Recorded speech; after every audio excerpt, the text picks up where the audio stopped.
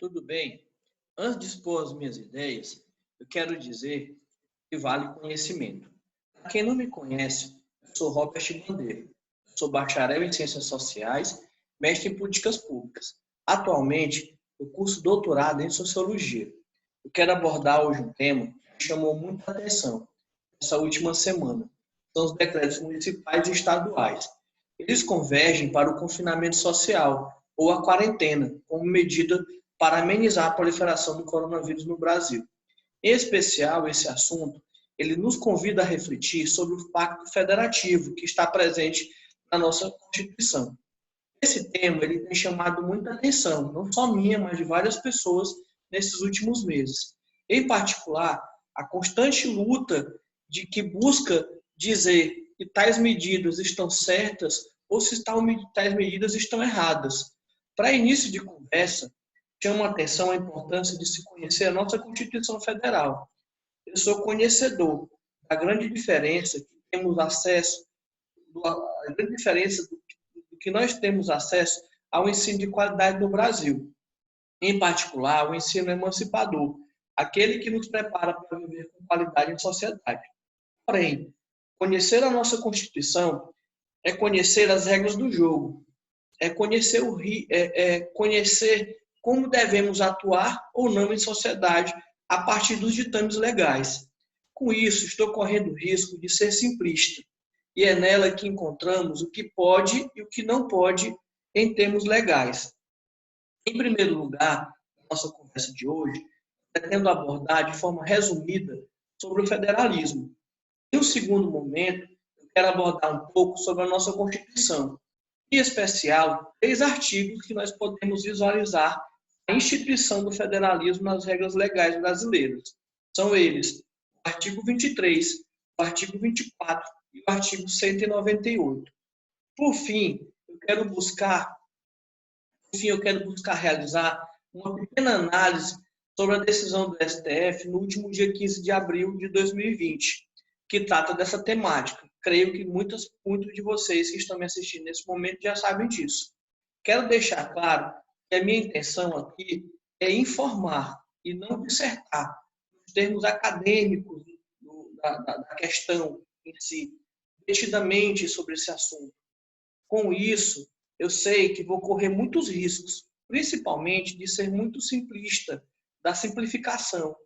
Mas o meu objetivo é contribuir com o conhecimento das pessoas, principalmente das pessoas de diversas classes sociais, principalmente das pessoas das classes mais baixas, para que assim não se tornem reféns dos discursos falsos que visam manipular as suas opiniões. Eu quero iniciar aqui com o conceito de federalismo. Federalismo, a gente pode iniciar buscando o termo dele ou o significado dele no dicionário qualquer, que diz ser um sistema de governo federativo em que vários estados se reúnem para formar uma nação, cada um conservando a sua autonomia. Aqui, pessoal, eu dou um exemplo dos Estados Unidos. Nos Estados Unidos, o próprio nome já está dizendo, são estados, são ex-13 colônias na época, que se uniram aos Estados Unidos para formar um país. Eles queriam ter um poder de país, de Estado nacional, de centralização, porém queriam ser autônomos, ou seja, queriam ser descentralizados. Por isso eu posso dizer que os Estados Unidos existe um tipo de federalismo, mas o tipo de federalismo americano não é o único. Existem várias outras formas de federalismo, como o nosso, o brasileiro. Nesse caso, a autonomia, interessante que a gente observe isso, é diferente de soberania. A soberania é o poder supremo, máximo de um Estado nacional. E, na prática, é a nossa Constituição. De forma legal, é que institui a autonomia aos Estados federados. E no Brasil são os municípios, os estados e a União. Por exemplo, de acordo com a professora da USP, cientista política e especialista em federalismo no Brasil, a professora Marta Rett, o federalismo brasileiro ela pode se assemelhar a uma máquina de triturar presidentes, entre aspas.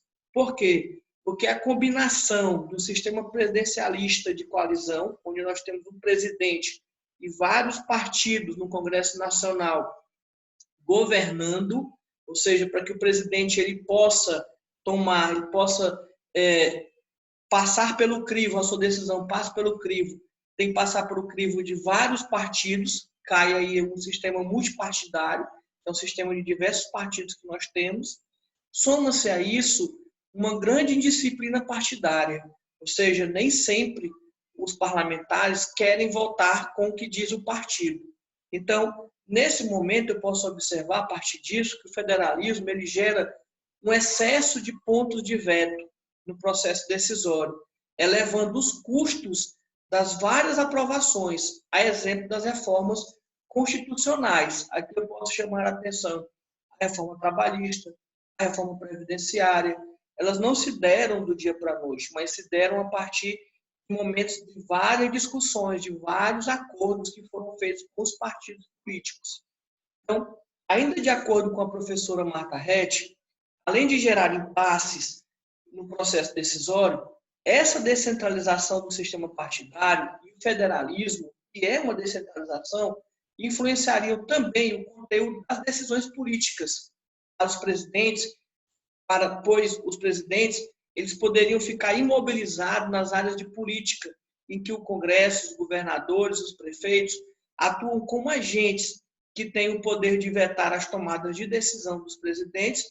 Isso gera, em tese, maior possibilidade de democracia ao impedir o poder arbitrário dos presidentes. Isso é, observando que buscam o que desejam os presidentes, o presidente em exercício naquele momento, com aquele mandato, e o que diz a Constituição em si.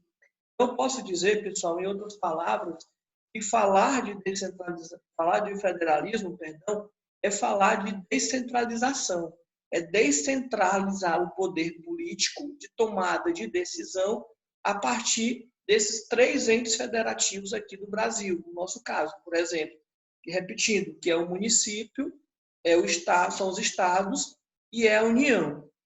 Então, como é que isso está colocado na Constituição? Como que eu posso ver isso disposto na Constituição? No que diz respeito à Constituição, nos artigos 23, no artigo 24 e no artigo 198, eles instituem uma solidariedade entre esses entes federativos, né? Repetindo, município, Estado e a União. Por exemplo, no artigo 23, no inciso 2º, institui que cabe aos municípios, Estado e à União cuidar da saúde e assistência pública, da proteção e garantia das pessoas portadoras de deficiência. No artigo 24, no seu inciso 12, institui-se a responsabilidade de proteção e defesa da saúde compete a municípios, Estado e União. E, por fim, da nossa demonstração institucional, a partir da Constituição Federal, o artigo 198, no seu inciso 1º, estabelece que as ações e serviços públicos de saúde integram uma rede regionalizada que, dentre outras, deve seguir a diretriz da descentralização com a direção única de cada esfera de governo. Ou seja, atribui a cada esfera de governo autonomia na sua tomada de decisão. Isso é muito importante que a gente possa observar. Então, fazendo uma pequena análise do momento em que eu faço uma correlação entre o que é o federalismo e o que diz a nossa Constituição, a nossa pequena análise, uma análise simplória, simples, né?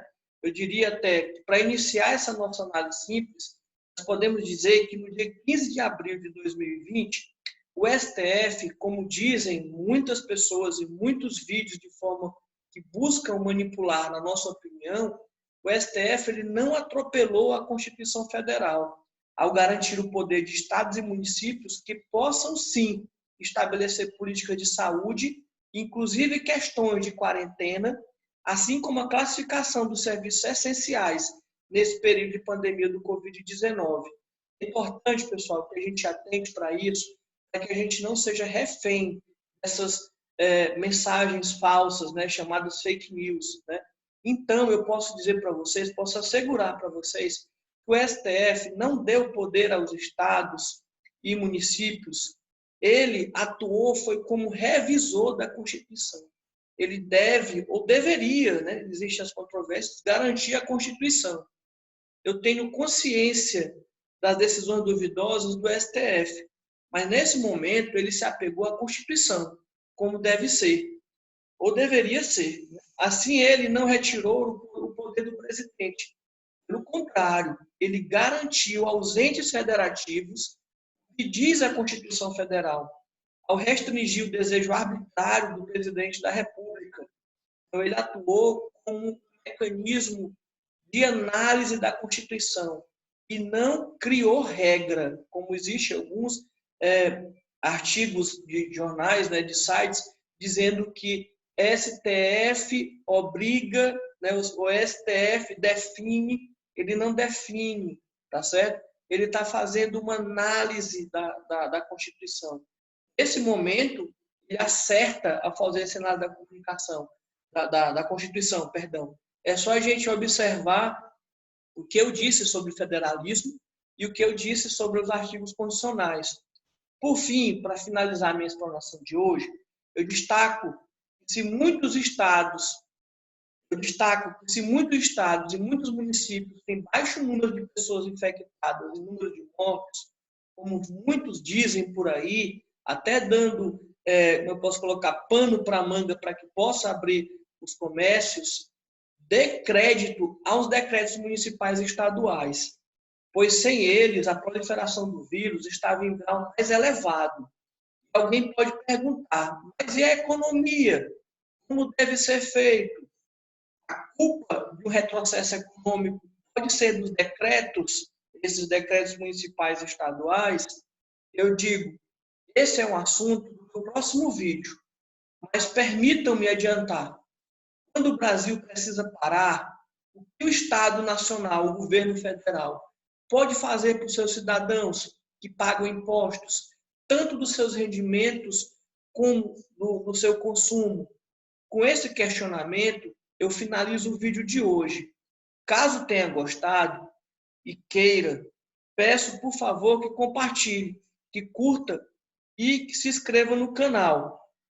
Não estou aqui defendendo, como disse inicialmente, uma verdade absoluta, mas estou chamando para que a gente possa fazer uma pequena reflexão, analisando a partir do que é federalismo, analisando a partir do que diz a Constituição, de como o STF funciona, como uma questão de revisão. Vamos pensar juntos. Por isso eu disse que no início do nosso vídeo, esse vídeo vale conhecimento. Obrigado pela atenção de vocês.